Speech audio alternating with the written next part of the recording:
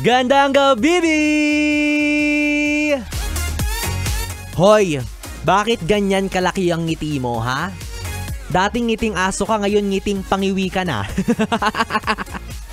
Grabe yung smile eh, oh. Grabe, banat na banat yung labi, napupunit na dumudugo na. Hindi alintana ang mga siwang ng bungi sa iyong bunganga, maipakita mo lang sa mundo kung gaano kakatuwa. Alam mo, kung hindi rin lang ako ang dahilan ng pagngiti mo, sinasabi ko sa'yo, ipabunot na natin yung mga ngipin mo.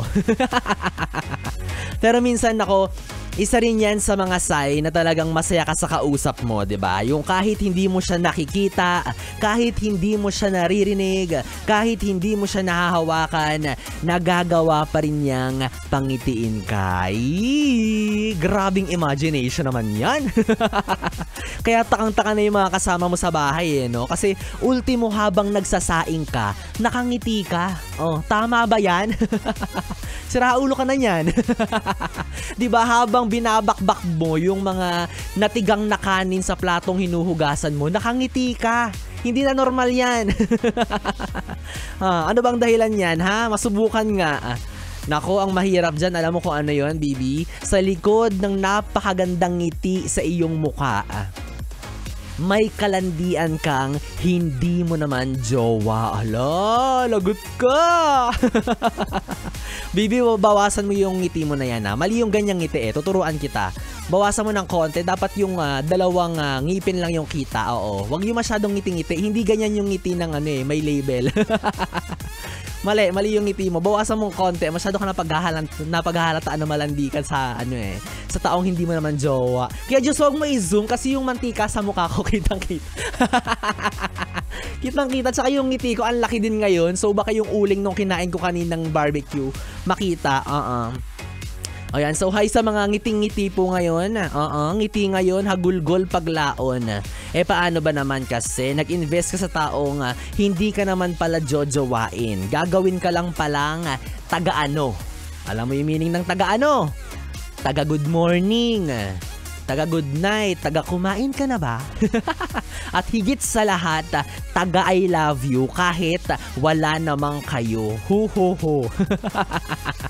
Sabihin ko sana layuan mo na, sa akin ka na lang. Naalala ko yung tagline ko nga pala. Ako po si DJ Biboy Bibo, ang DJ na single, ready to mingle basta walang label.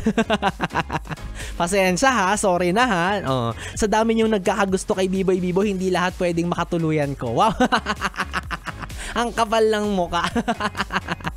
Siya, ito na nga, kung nakaka-relate ka, baka pwede mong ibahagi yung hinanakit o kwento mo sa radyo tungkol sa usaping ito. I-PM yan sa aking Facebook Messenger, DJ Biboy Bibo, DJ B-I-B-O-Y B-I-B-O. At maya-maya sabay-sabay natin yung basahin, pakinggan at pag-usapan para sa ating BB Time. Muli, kapiling mo DJ Biboy Bibo, ang DJ na single, ready to mingle, basta walang label. Paborito mong katabi mula alas 9 hanggang alas 12 na mag-iiwan ng awiting alay ko para sa mga hindi na kaya, hindi na makahinga, jowang-jowa na talaga pero hindi siya gusto ng taong mahal niya.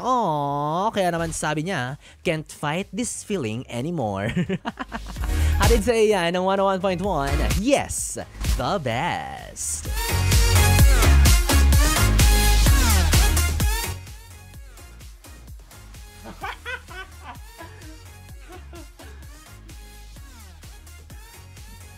Para akong may chicken oil. Nagmamantika ako, Gusto mo magprito ng deep fry? Dito ka kumuha. Grabe yung kintab ko. Yan glass skin. Oil yan. Hindi yan kintab dahil sa kinis or what. Mantika yan. Nagmamantika na ako. Nagmamantika na po si Biboy Bibo. Naaamoy ko na ang aking hininga. Nagmamantika na siya. Biglang nagko-compose. Ay, meron pala akong gustong isingit bago ang lahat. Ayan. Dahil nandyan na rin lang kayo sa website ng Yes the Best, baka naman pwede ko nang isegue ito na alam nyo ba na ang Operation Tulong ng MBC ay nasa Barabarangay na. Wow!